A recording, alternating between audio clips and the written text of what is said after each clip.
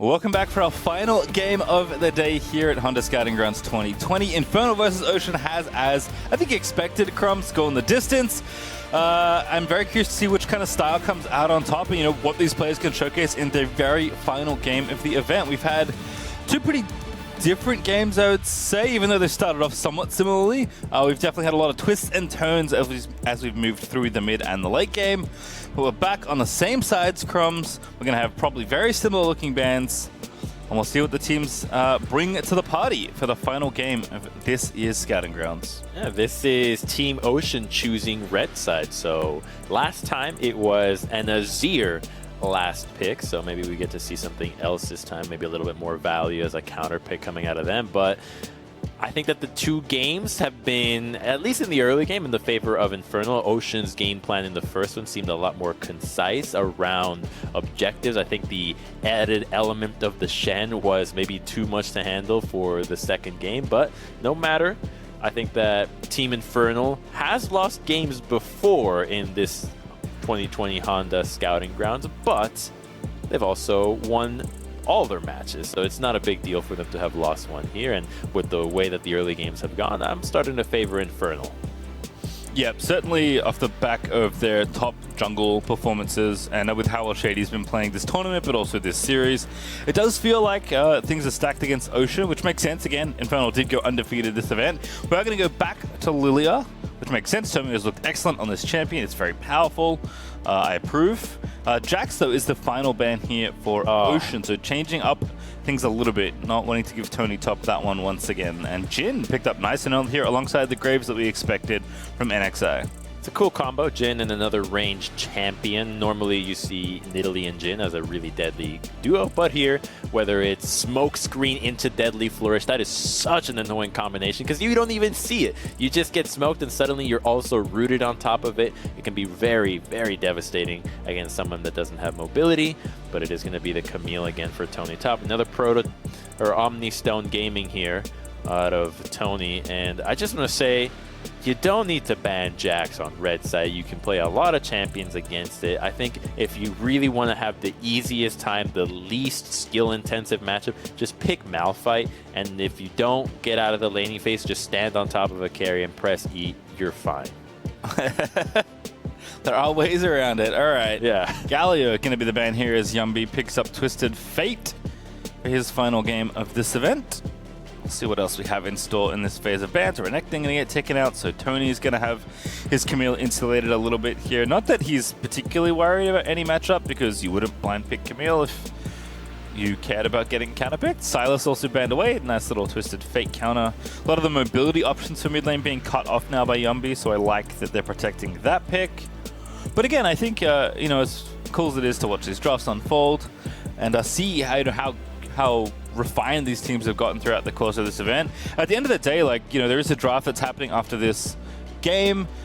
You are here to showcase your talent as a player, so whether it's playing a champion you're really known for, or maybe playing a champion you haven't played before, or just pushing yourself to the limit in this game and trying to show off as much as you can, what you present in the gameplay is only part of what you're showing off, but you do want to show off at the end of the day. That's what every player here has in mind. It doesn't matter about winning or losing. It's, do I look amazing while doing so? Finally, we see this. Love it, love it, love it. Now, the reason why I love this pick is the matchup against Camille is very easy. It's actually pretty great. Even if you die, you just always get to ulti her, and your itemization against her is fantastic. So you can match her in the lane, be strong in the team fight. My problem here, though, is that Team Ocean saw right away that they needed to have an answer to the Camille, and that two picks were likely to be banned because they like to focus on the top lane. And so if you knew that you're gonna likely take a Mordekaiser into the Camille, pairing that with a Twisted Fate is not a good combination. You're not getting a lot from having two champions that are immobile, that don't really think about playing the side lane. So Ocean, I think, needed a little bit more foresight here with how they were going to approach dealing with the Camille so as to have more synergy between Twisted Fate and Mordekaiser. At least they have good matchups, but when they come together and try to get the most out of the Destiny, out of Yunbi, they're going to have a lot of trouble. All right, well, picks have all finished off. It is Joey on Rakan as his final pick, and this is the 9th unique pick for Shady in Bard. Now, if my math is any good, Crumbs, He's only played 9 games, including this one. So he is, as far as like, hey, I'm trying to showcase myself as a player, playing a different champion every game, pretty good way to do that, I'd say. What? That's pretty nuts. Actually, can that be true? I feel like he's played Pike already this event. Anyway, 9 unique champions is a lot when you don't have that many games to play. Let's just put it that way. So yeah. Shady has done a lot to show himself not only as a talented support player, but also as a very diverse player, which again, I think is very much within the spirit of this event. Yeah, okay, I found it. He only has 1 Pike game. You're right. And so he had 1 Pike game and 1 Rakan game before, so he only doubled down on 2 champions before. But his champion pool is this is actually someone that knew what teams are looking for. I feel like, because you go into scouting ground and say, all right, I'm going to show them that my champion pool is very diverse here, and picking something new every single time. I think the only thing he needs now is maybe Alistar and Blitz, and I mean, you're just having fun with your role, which is great. Yeah, it certainly helps when Shoryu's Ezreal has been a mainstay of this series, at least. He's been extremely consistent on that champion and is, you know, the best performing AD at this event. I think that's not a controversial statement at all. So Shady has certainly been enabled in that way with how good Shoryu has been, but also his willingness to give up some power.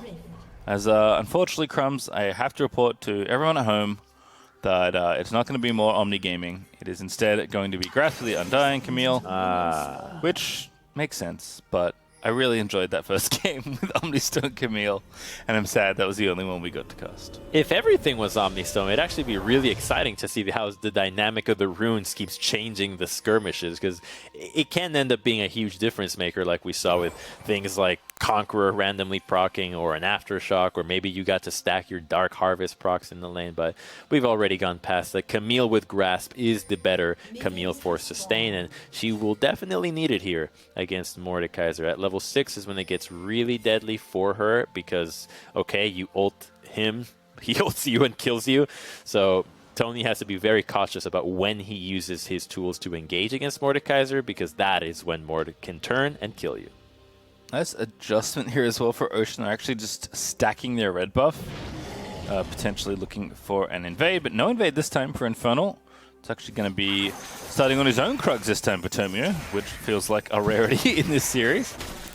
NXI on the red buff here. It can be likely full clearing this side of the jungle, if I had to guess, but we'll find out shortly what the paths are going to be. It looks like both junglers just sticking to their own parts of the map for now, as Eon flashes 100 Thieves logo.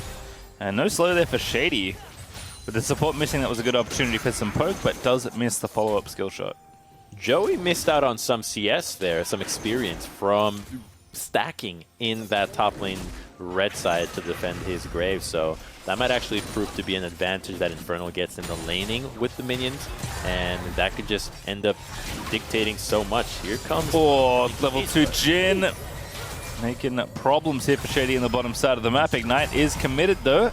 Guardian here for Bard. It does protect Shoryu from any incoming damage, but a very nice early trade win there as Ocean used the experience advantage they did have, which was on their AD. True, right? Joey doesn't get it, but if Jhin does, it's still good enough to go for an all-in. NXI level 3 now as well, has full cleared that red side, and is now going over to the blue. Tomio has cleared 2 camps on his red side and is now presumably full clearing his blue side of the jungle, so it looks like just a lot of heavy farming between these 2 junglers, which we expect, but not with the invades that happened in the last 2 games of this series, despite the matchup staying the same. So, interesting little tweak, but again, curious to see if these junglers divert to maybe pressure a lane if they see a good opportunity. You said this already, Crumbs. I think it's something worth repeating, in that it's one thing to have good pathing and be very efficient, which is very important as a high-level jungler, but to know when you can change things around is maybe even more important as you ascend the levels of competitiveness. I think the way to view it is that if you can actually be a driver that sticks to the rules every time, and that won't ensure that you don't get in a car crash. You actually need to know when it is the time to recognize when things are different. Counter TP, I really like what both teams are doing here, but Copy is going to prevent the dive coming in from Ocean, so really nicely set up there, but Shady and Shoryu bought enough time, and Copy with the TP play to match Yunbi does make sure that the bottom lane stays safe and the first blood stays off the table for now. Well, on the table, I guess. Still up for grabs. Yeah, those TPs going down means that now Yunbi, that level 6, can be real deadly going to the bottom side. Shady with no flash. The Rakan that has his. That should be easy pickings there. And luckily, today we actually also got to hear some choice words for one of the best Twisted Fates in the world. Dopa was talking about how you should play Twisted Fate. You saw that, right? That's some nice little insights. Kind of the same idea of being a level 6 jungler where you want to base right before you hit it so that you can be at your strongest before you try to influence the map. We'll see if Yunbi actually sticks to that, because the play was, I believe, 2 wild cards on the minion wave and then recall, but I can already tell Yunbi's not going to do it because he didn't even go minion dematerializer, so yeah. The play is to recall and TP earlier as well. I like that he presented it as a simple concept also, and then the reality is like, yeah, all you have to do is like understand all the minutiae of the game and think about every matchup to a micro level, and then execute perfectly on like that little thing, having already done all the research to figure out the matchup. Don't worry about it, it's easy. Like, okay. I get it. You don't do Really that? good at this game. I do not, no. Ooh, good attempt there for Joey. Love the roam, actually. Tony Top finally feeling the pressure. But it's from the bottom lane this time around. It is not NXI who has been farming up a storm as predicted. Nice to see Joey getting active. Yeah, finally. This is someone that has been locked into Lulu for 2 games in a row. He hasn't seen any action. Now he's unleashed. Right, he's played an hour of League of Legends and done nothing but press whimsy on people. So finally he actually gets to participate here. And it's cool to see that the Rakan can play make and actually get some summoners out for some of these lanes, because no flash on Camille does present an opportunity for Mordekaiser to get solo kills here. He's going to go with the Leandries first, at the very least, the Haunting guys. And there's so many ways to itemize Mordekaiser in this matchup, whether it's your Seekers, whether it's Tavis, whether it's just mobility or pure cooldown reduction in attacks. You got so many options that some people even like to build on hit Mordekaiser for those that want to be a little more unconventional. It all works when you have the right matchup. True of a lot of things in League of Legends, but so far so good. Ocean keeping the gold nice and close. We'll see if that changes though in the next 5 to 10 minutes as the game goes on, because it has been consistent throughout the series that Infernal's laning has just been straight better throughout the 2 games we've already seen. Copy and Yumbi though has been a fun matchup to track. Mid lane here does have the attention of NXI, but Tony Top and Tomio are both in the area. So Copy, with more than enough coverage, is going to go ahead and clear that wave out. Bottom lane may yet be the target of more attention. We are waiting for Yumbi's ultimate. Always good to track Twisted Fate's ult uses, especially the first few, tend to dictate, how the rest of the ults are going to go, It's like a good temperature check, how your Twisted Fate is feeling that day.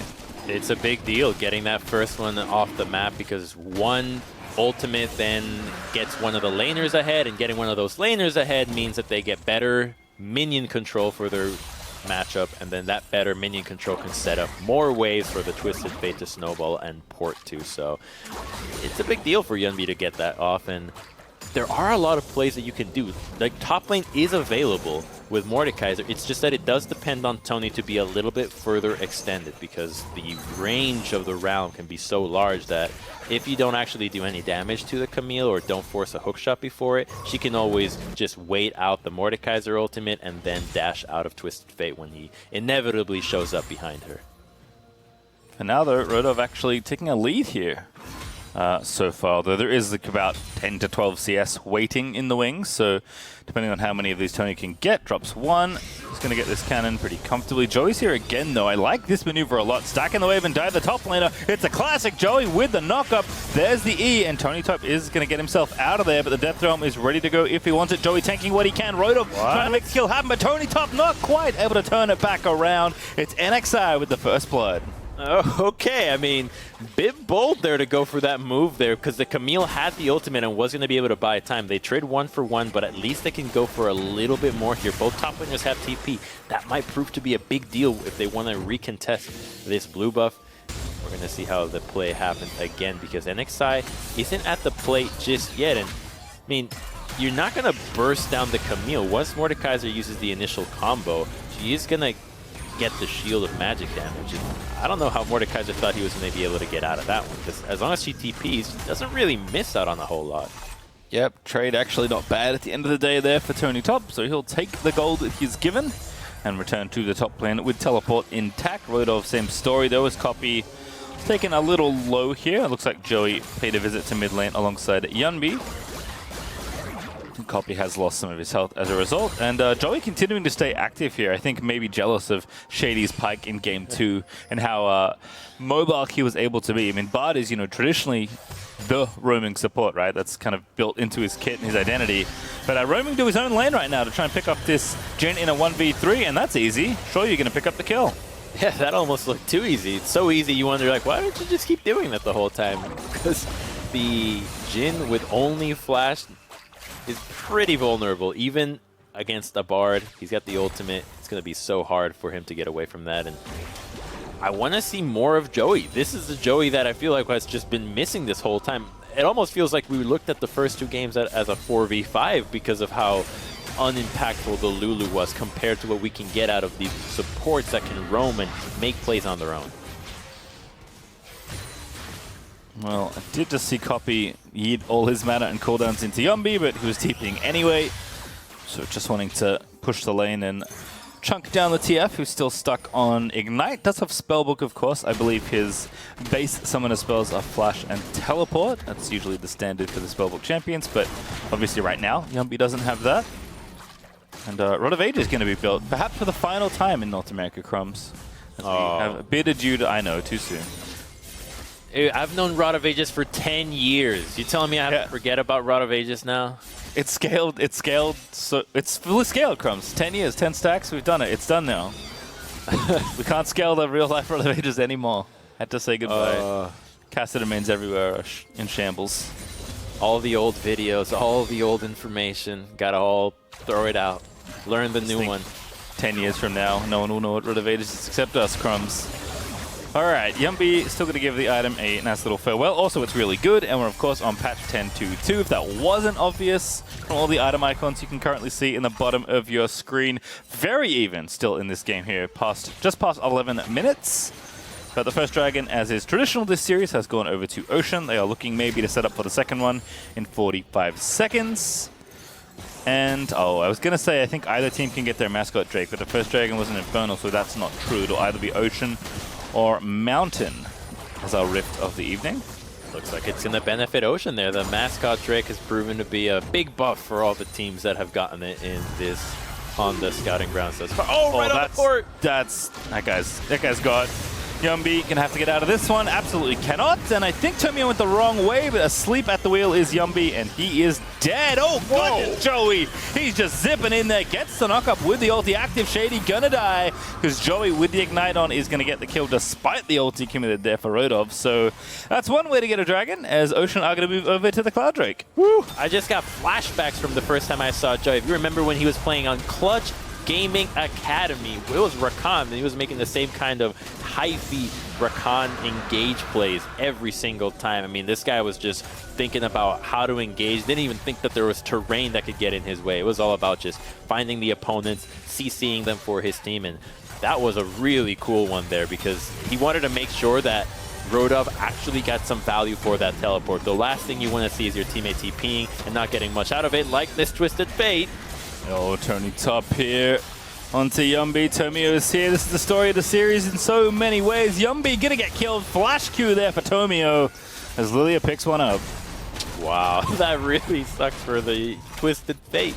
He just got his ultimate canceled in the bottom lane, died for it, TPs to top to catch the wave, and also dies for it. So in the span of 2 minutes, he's done nothing but gray screen, burn summoners, and die. It's rough for this mid lane, and it's what I thought could be a problem with Twisted Fate when it's not a team that has a lot of side lane pressure, because it's how you want to play Twisted Fate. Not team fighting, but side laning. Certainly this game is going to be about different things, I guess, than it has been in the last 2 games. Tony does not have a lead, actually. He does have a quick Triforce, which is good, but does not have any semblance of a CS lead. It's actually down significantly to Rodov right now. Copy in the mid lane, about to get sniped by Joey, but that's just rude. Sun lands in for Yumbi, actually dodges it out, so Shady going to be able to protect his mid laner, and Copy just saunters on out of there. Yeah, the knock-up missed, a few of the Jhin shots missed as well, and that should have been a free kill onto the Orianna. It was a really good look for both members. I think everybody knew that that was a free kill onto the Ori. but good sidesteps let Infernal get away with murder and get even more gold out of it as the Camille continues to get back on the map. She respects Mordekaiser because she can die to him, but she's so mobile that it's easy to get away from him and affect the rest of the map. Yep. Joey, though, continuing to look for angles, which is nice to see. The last one he did almost looked like a pre-nerf Rakan, although he's been spotted now by Shady. He's going to get stunned up by the Cosmic Binding, but no follow-up there. Just show you with a parting gift of a Mystic Shot as Joey walks back towards top side of the river. Next Dragon isn't up for a while, so we're going to be chilling out for a little bit longer. Tony Top in some trouble, but not too much. He will never dash into the Mordekaiser unless he knows he's got help on the way. Without magic resistance, there is no chance to beat the Mordekaiser. So we get to see exactly what Rodolph can do with this pick, because the problem here that Mordekaiser has in this matchup is that there's actually nobody else that is a good target to kill. If Mordekaiser ends up sidelining against Orianna, once Orianna gets, say, the tier 2 boots, Mordekaiser just gets bopped by her. Same thing with the Ezreal. The kiting that Lilia and Bard can also offer don't make them good targets to ultimate. So the Mordekaiser pick, despite being quite strong against Camille right now, if Infernal recognizes that they don't have to stick to the regular lane matchups of top versus top, mid versus mid, and they switch it up, they can find themselves clawing away at Mordekaiser's advantage and getting themselves more gold where they want it, which is the Orianna. Minute 30 now until that dragon is up. It will be Ocean Soul for this Rift, which is good news for Team Ocean. That was so good. He blocked the Mystic Shot, so he denied the cannon, and then emoted him. Nice little play there on the Ocean side. Thumbs ups across the board there as Rift Herald the second will be over to Infernal. Didn't get the first one, that was Ocean's. To get them that bottom outer tower as the first tower of the game, I believe. But not the case this time, as Tomio might be looking to drop that mid for some dragon pressure. People do like to run interference with the Rift Herald. Also some resets coming out. So, oh, Shady, he got trolled. Wow, speaking of interference. Yep. Almost happened again, too. That's one way to not get honored. That's true. Shady's thinking, man, I hope this guy doesn't get drafted. I don't play with this guy. Dragging Raptors towards me? I don't like any of that. Yeah, it actually can be a big deal to interrupt that recall. What, it's 8 seconds to channel? If you lose those timings, you actually lose a lot of time to secure vision that allowed Team Ocean to get those deep wards without any chance of contesting. So now Tony has to come back here. So maybe it did affect the plays if we can see Joey find a really sick angle, because it doesn't look like they know he's... Oh, he's been spotted. Tony Top diving in, but stun did not latch there for Shady's Q, so no kill. I like that Joey's looking for these plays, but that one almost cost him. Thankfully for him, Infernal could not quite find the execution onto the Rakan. Instead, they are going to contest for this dragon. TP coming in hot. Infernal doing a fight for it, but Yumby's going to reveal them all. Tony Top on the flank. There's Joey diving in again, finds a 2-man knock into a 3-man charm. And Joey going to dash on out of there as Tomio is in the death realm. That means you can't get the dragon, as Copy is going to get assaulted by Yunby. Not dead though, as Shady running interference still, but Tomio is going to finally die. Tony Top diving back in again, but Shady is just trying to do everything he can as Joey has been killed by Tony. But no jungler means no dragon for you, as Ocean are going to secure their third Drake in a row, and Shady now too far forward, going to get sunned up by Yumby. See you later, Shady, as Yumby going to collect it with one more auto. Needs one more auto. Does get it there in the end of the day, and Tony Top's going to go down as well. So at the end of it all, a massive loss for Infernal there around that dragon. Wow, Ocean got everything for that. The teleport from Mordekaiser early was a big deal, and the fact that the cooldowns of Hookshot were initially used to run out the Rakan from the jungle made it really hard for them to engage when they wanted. The Twisted Fate ultimate also revealed the flanking angles of Tony, and then Joey finds the angle. 3 people, Mordekaiser on him, and Camille can't even engage onto the Jhin. He flashes out so well despite having being Tempered Fate.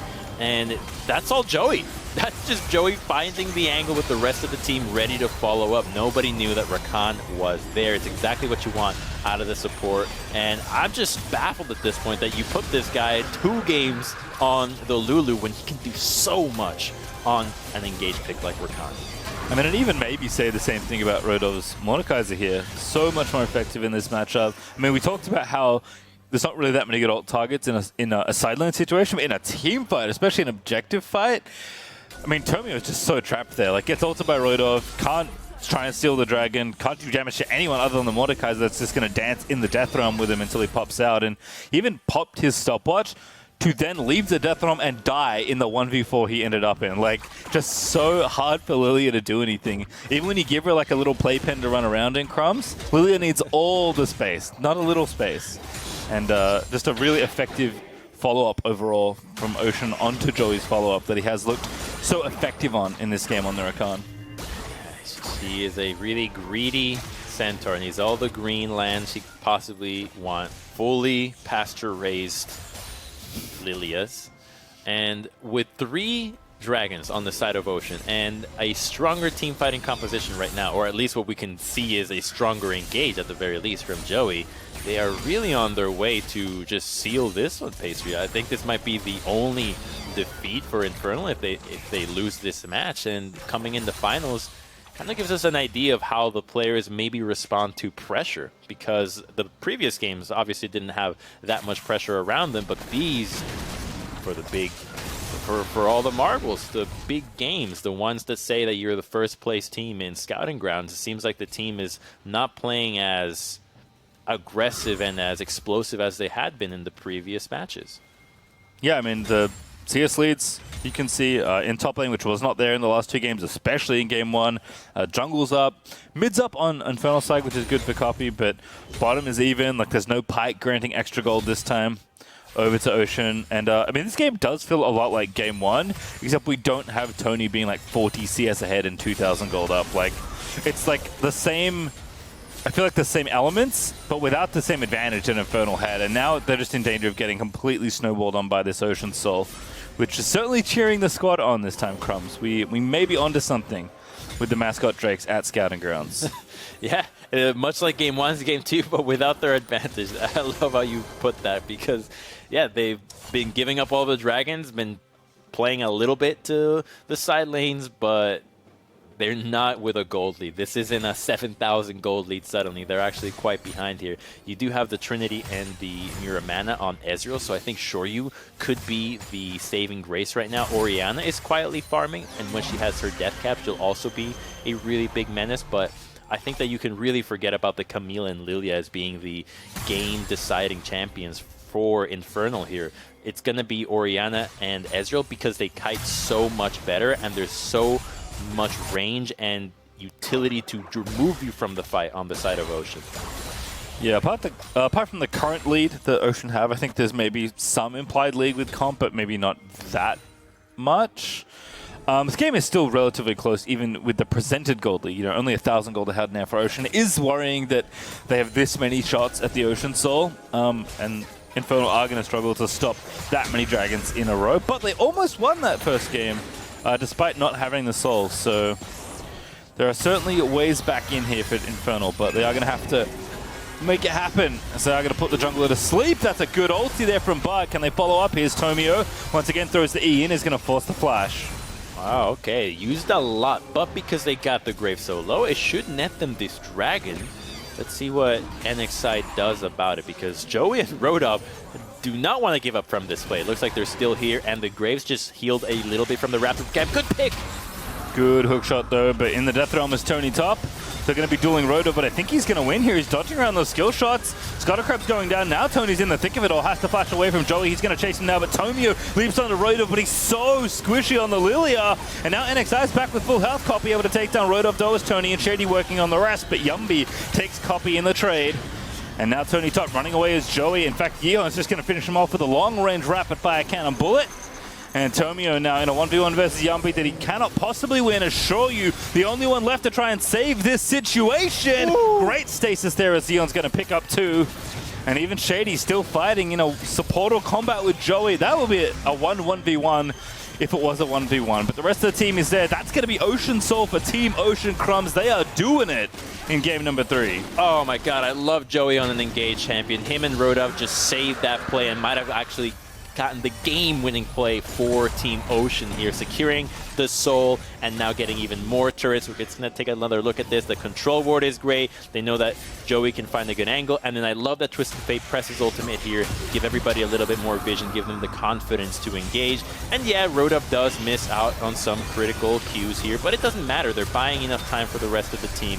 They even get out a redemption out of that one. And Mordekaiser with the stopwatch does such a great job there in buying time for the rest of the team to collapse that it's just a one fight from here. And so rarely do you see players make something like that, 2v4, knowing that things are dire, but that they can pull it off. If they know what they need to do to get the plays that win them the game, then you got clutch players in the making here, and it looks like Joey and Rodov just made that work. Yep, Shady doing what work he can, but not enough to even get a kill onto Joey at the end of it all. Also, like, I feel like showcasing the power of Mordekaiser. Like, Rodov did nothing but buy time against Tony, and then Tony ended up, like, on the wrong side of a team fight that he could have started for his team, given the positioning that we knew about, at least. So Tomio is in trouble. Not in enough trouble to go down just yet, but there's more coming. See you later, says Copy. He's going to keep going out of there, and Tomio's going to die. Ooh. Copy almost died on that one too with the control ward. If the gold card was aimed at Oriana, she would have died there. But taking the jungler out, it's a free dragon. You've got Leandries, Mordekaiser. This one is going to go down real quick, but I think Infernal wants to take a fight. They know that you can win fights with numbers advantage. You just have to play it right. I can tank though. I mean, they've got Ocean Soul. Oh goodness, Shoyu's in the death realm, and Rodov wants blood. He's going to jump in onto Shoyu, and that's going to be a kill. Rodov with a big play as Shady does make the Baron golden, but that's not enough to delay the inevitable.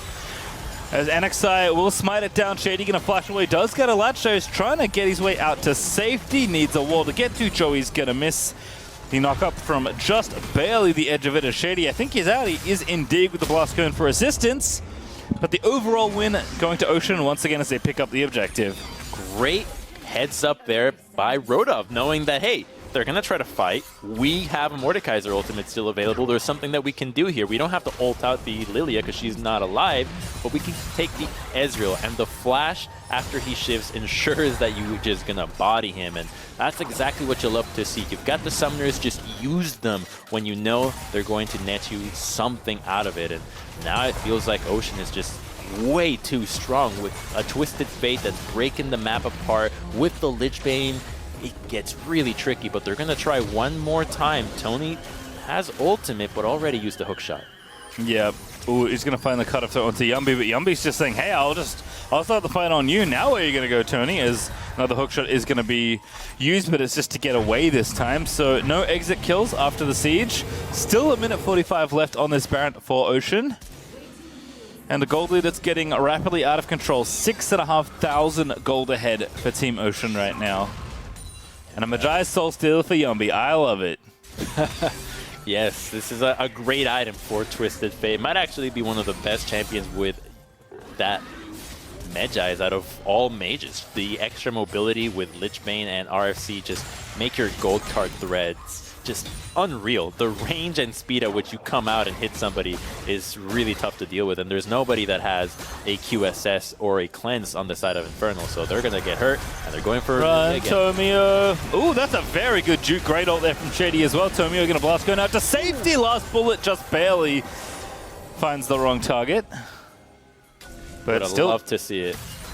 The pressure's on here. I mean, Ocean, I just love how different they're playing with a lead, right? Like, this is the first time we've ever really seen them break open a game like this, and they are so confident just smashing down these structures.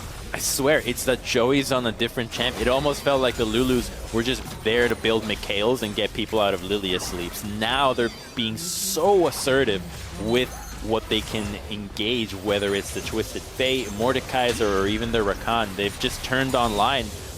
And I think it's just from having different champions. When you are much more comfortable with what you're picking, you know the limits of what you can do, and understanding limits just means you have a wider playbook, and being able to play make is half of winning at League of Legends. Yeah, Ocean's still not done, by the way. 10 seconds on this Baron buff. They are going to look to knock down more towers here. They haven't cracked an inhibitor tower just yet, so a good amount of damage done to the Baron. You can see plus 3,600 gold as the buff wears off. So significant jump in gold will be looking good for this Elder Dragon fight in a minute's time. Infernal have another big test coming up right as that Baron wore off. Really good, just really good overall play from Ocean this game. So again, the teamwork is very impressive given how new these teams are. And not really teams, you know? Yeah, they're pickup game teams, right? You follow with a few people on the court. There's a one-on-one. You got a few people there, and suddenly you got a 5-on-5. That's kind of how the teams are made. So seeing those synergies develop here, I think just gets so much easier when the champions tell you to go in. When you have a Rakan or a Twisted Fate going in, you know you follow. Again. Yep, Joey's in on to Tomio, is into stasis, but see you later, Lilia. Yumby going to pick up the last hit. And that's going to give a free dragon. Well, not free. They had to work to kill the Lilia, but didn't look like that much work at the end of the day for Team Ocean, as they're going to get themselves the Elder Dragon after picking off the enemy jungler. Looks like they want more. They still have Twisted Fate Flash and Mordekaiser. Oh no, Shoryu. Oh no, Shoryu. The Eternal Sin of Israel's everywhere. Arcane shifts forward and Yumby shuts him down after a very nice Deadly Flourish out of Yeon, whose Jhin has looked crispy this game. Right? I think that was the most impressive part of that play. The flash auto into the instant Deadly Flourish. It almost just caught Ezreal by surprise as it did the viewers. And now a free Elder. This looks like they're just putting the ribbon on the present. Certainly looking like it's just about wrapped up here. Yumby is just unleashing hell on the minion waves. He has 17 Magi stacks. I guess he did get the last two kills that I saw on screen. So it makes sense that he's been launching ahead in stacks. IE done for Jhin. Duskblade of Drakthar done for Graves. Head in every roll. And there's Zhonya's now for Yumby as well. We're going to have to relearn all of that. Yep. Yeah. Thankfully, not all the names changed. But you are correct. It's a very different world after this game ends, Crumbs. Oh, we got for these players, perhaps different as well. As a reminder, the draft is following this game, so we'll see who the teams do select. But for now, Tomio has been selected again as the target of the Twisted Fate ulti, and it just doesn't feel fair. NXI going to take down Tomio, who has suffered 3 of his 5 deaths in the last 2 minutes, but it's not really his fault, if I'm being honest. Oh, NXI is being a meanie, slapping down Copy with the bullets. It's been a black and white sequence for Tomio. Yep, he's in an old-timey movie. Yeah. You know, it's black and white and the whole thing's silent and you're wondering what's going on. Right. Sometimes that's how the gameplay goes. As Ocean going to smack down the top inhibitor tower, they'll break the inhibitor as well. It is tough, to say the least, for Infernal to defend the oncoming tide. And, of course, Ocean going to go back and take Baron, because that is the sensible thing to do. Yeah, they can't team fight because the Rakan is so much stronger right now. They don't get to a split push because there's a Twisted Fate and there's a Mordekaiser. And they don't get to flank, once again, because there's Twisted Fate and Mordekaiser. So all options that Infernal had are just being accounted for by the advantage and composition that Team Ocean has. So it looks really difficult for them to come back here. They need items on the standard carries, as we were saying earlier, the Orianna and the Ezreal, but it looks like they haven't come in time. The lead that Ocean has built has just been gargantuous now. What, 11,000 gold, a soul, and a Baron? This should be the end game push. Certainly should, as the Elder buff is wearing off, but it's going to be a very small consolation on the Infernal side this time around, as Ocean are going to group together on the bottom half of the map and get the waves pushing in the right direction. NXI is already in the enemy red buff, sweeping, looking around for any potential flanks. I actually like this in general, both because A, maybe Shady walk past you when you get a free kill, and B, you make sure that nobody is hanging out in the brush trying to pick you off here. So you insulate this push in the bottom lane, and you can just walk through safely knowing that Infernal are going to have to fight you 5v5, which, as you said, Crumbs, they cannot do. They want to go down swinging. Look at Shady's items. This man's gone Dead Man's RFC Bard. This is what he's going. So he wants to fight. There's a Tempered Fate. And no one gets caught. Yep, NXI dashes out. Quick on the draw, as it were, as mid lane is going to be broken. Inhibitor's going to fall soon after it. And Infernal are going to have to make their stand pretty shortly. Oh, Yumby's just in there. Joey again. Going to start things off. Jhin ulti. Last bullet. Big crit there on the Shady at the end of it all, but Plenty of space created here for this turret in the bottom lane. That's going to be 3 inhibitors down. Baron buff still up for a minute 20. It's time to walk in the minions and do a victory lap for Ocean Crumbs. I do not see how Infernal can get out of this. Oh, they're going to win it. Rodov shutting it down. Getting onto copy there. That's godlike Yunbi as he takes down Tomiofu the 3rd or 4th time in a row. Yunbi also working on Tony Top, who tried to flank but could not get it done as NXI puts the finishing touch on that kill. And now Shoyu going to have to flash out of a grab. Shady going to get rooted up and killed. A double kill there for NXI. They're going to look to finish off everybody else as the Nexus will fall alongside them. And Infernal, despite their perfect record coming into the day, they will have it ruined not once but twice by Team Ocean, who are your Honda Scouting Grounds 2020 champions. That's a great showing there out of Team Ocean. I think individually, many players stepped up to the plate when it mattered most and really gave us more than we bargained for there. Joey in particular, I think, was so impressive there in that last game with the Rakan. And then Rodov actually showing that he could hold his own against Tony despite those first 2 games. So redemption story on game 3 and a win to boot. First place, you get that dragon that they're giving away at the end too. So it's a good day to be on Team Ocean.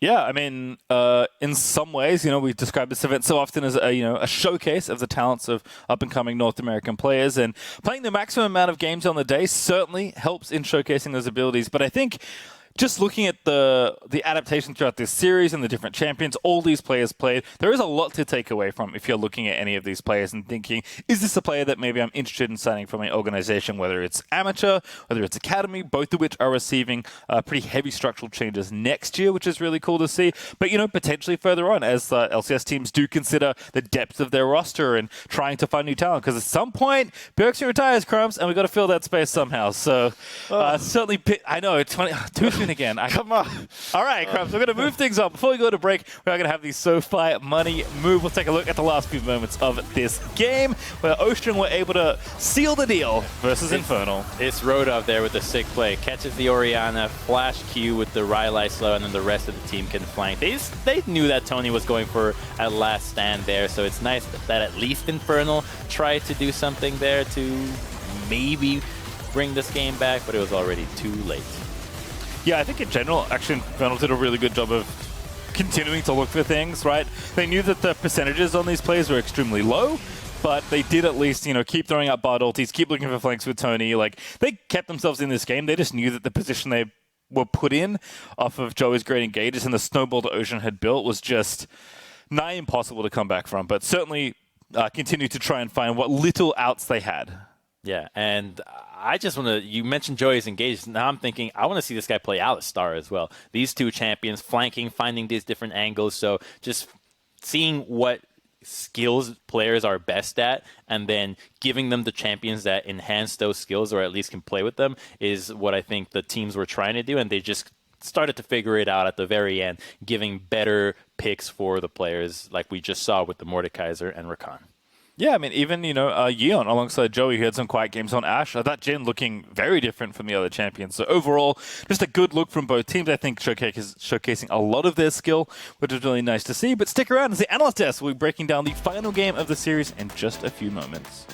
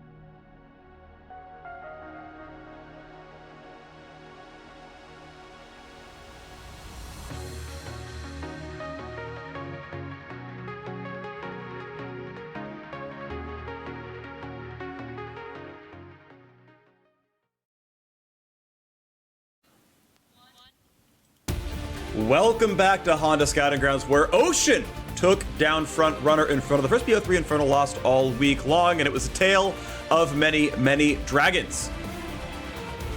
Yeah, so the team fight heading into the first dragon, or no, it was the second dragon rather, at 12 minutes was probably the first big action of the game.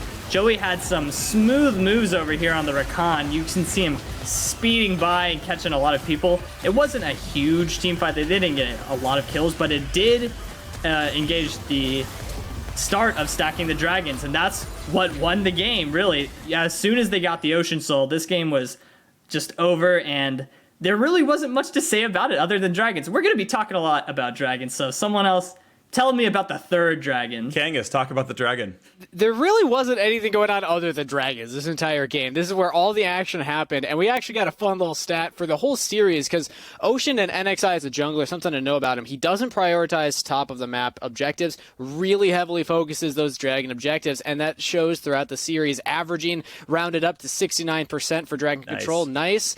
Absolutely stacking those throughout the game, and that was the primary win condition for this squad. Awesome to see. And this is like all we can talk about, because this is all that happened was just, hey, get vision at dragon, fight a dragon. Yeah, and I think on the flip side, for Team Infernal Drake, they still had what you could maybe argue as some better individual play, and like they got gold leads in a lot of these games. But what always happens in these situations, as we've seen over the course of this year, is one team controls objectives and the other team builds a gold lead, and then they have to go fight at one of these drakes, and you have to start winning drake fights to stop them from turning it into an ocean soul or whatever it ends up being. And that's what they failed to do quite heavily, especially around this fourth drake.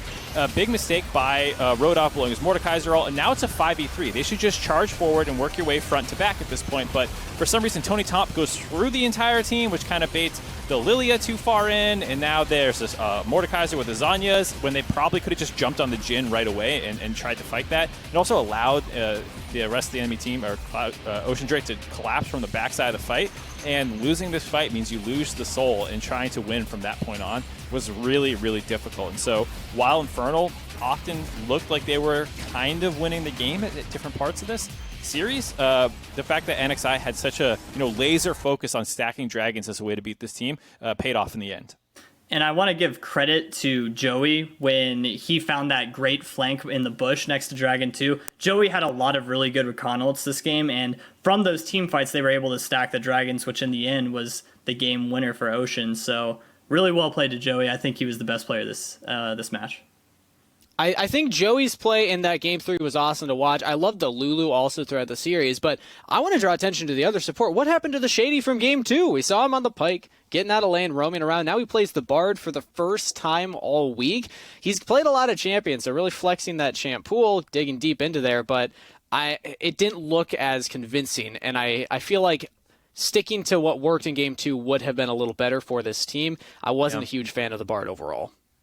Yeah, I definitely agree with that. And I think the other thing that happened too was the TF for Yumbi was quite good. He was able to have some more control over mid lane over the course of the series, I think, than Infernal were used to dealing with. I think for the most part, Copy had actually been playing well over the course of this event, but struggled in this series. And mid is one of these things where you suddenly can't take shortcuts through there when you're making Rift Herald plays and you got to get back bot lane. Like it can really shrink the map in a sense when you lose some mid pressure. And I think that was something that went really well for Yunbi to be able to have pretty big performances in this finals. And that's what makes it difficult, right? Is he's on Twisted Fate. It's like, well, if he's doing well in mid lane already and you're not holding him down and he can get to any side lane he wants at all points, do you feel good about roaming top? Do you feel good about ganking the side lane? Do you feel good about playing side lane like dedicatedly, 20 minutes on and trying to, trade an objective when TF shows up and gold cards you and the 2v1's too good? So it did feel like that was a lot of pressure that got placed down that made it harder for Infernal to make the plays.